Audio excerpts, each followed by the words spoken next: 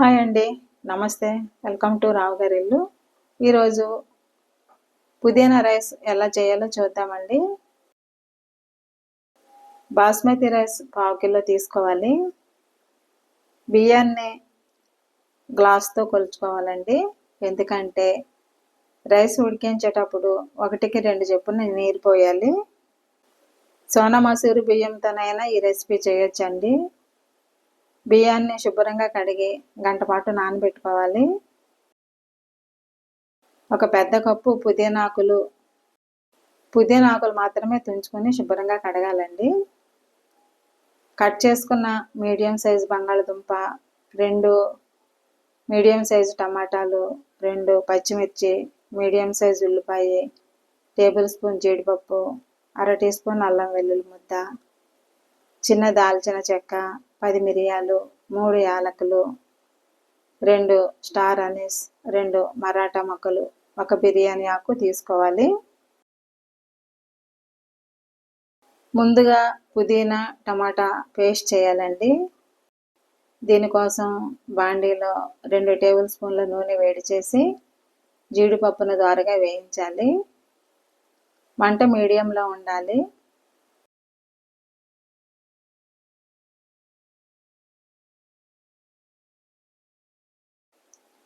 జీడిపప్పు వేయించిన నూనెలోనే మరో టేబుల్ స్పూన్ నూనె కానీ నెయ్యి కానీ వేసి పుదీనాను నిమిషం పాటు మగ్గించాలి.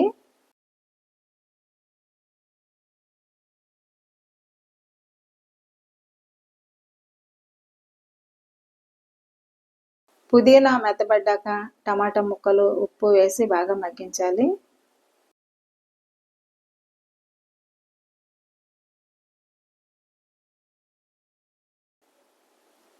టమాటాలు బాగా మగ్గిపోయి నూనె తేలే వరకు మగ్గించాలండి.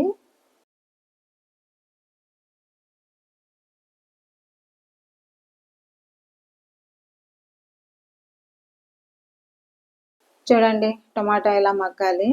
స్టవ్ కట్టేసి చల్లారనిచ్చి మెత్తగా మిక్సీ పట్టుకోవాలి. ఇదేనండి పుదీనా టమాటా పేస్ట్. ఇప్పుడు రైస్ ప్రాసెస్ చూద్దాం. రైస్ చేసే పాత్రలో 3 టేబుల్ స్పూన్ల నూనె వేడి చేసి మసాలా దినుసులు తాలింపు పెట్టాలి.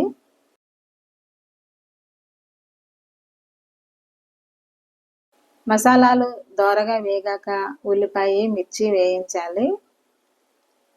ఉల్లిపాయ ముక్కలు కాస్త మెత్తబడ్డాక అల్లం వెల్లుల్లి పేస్ట్ వేసి పచ్చివాసన పోయే వరకు ఫ్రై చేయాలి.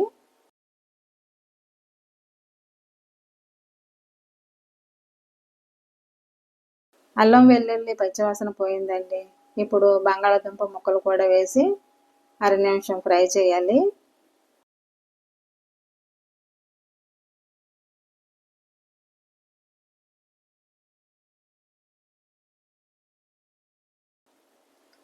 ఇప్పుడు నానబెట్టుకున్న బియ్యాన్ని నీరు లేకుండా వాడ్చి కలపాలి.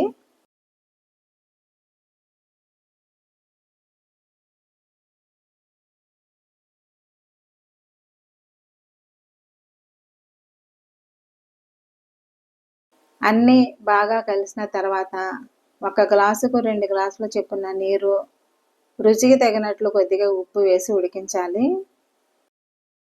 పుదీనా మిశ్రమంలో కూడా ఉప్పు ఉంది కాబట్టి రైస్లో జాగ్రత్తగా వేయాలండి. మూత పెట్టి 5 నిమిషాలు ఉడికించాలి. మంట మీడియంలో ఉండాలి. చూడండి, 5 నిమిషాలు అయింది. రైస్ 50% ఉడికింది. మంట పూర్తిగా సిమ్లో పెట్టి పుదీనా పేస్ట్ వేసి బాగా కలపాలి.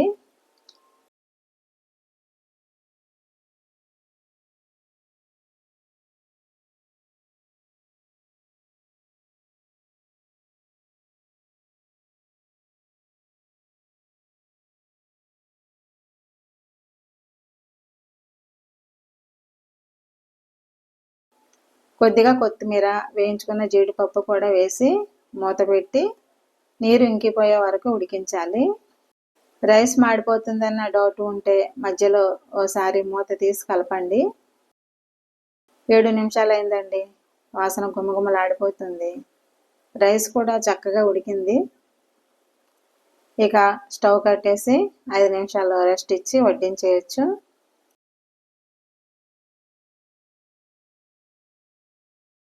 పుదీనా రైస్ను ఏ కర్రీతోనైనా సర్వ్ చేయొచ్చండి. మసాలా కూరలే ఉండాల్సిన పని లేదు.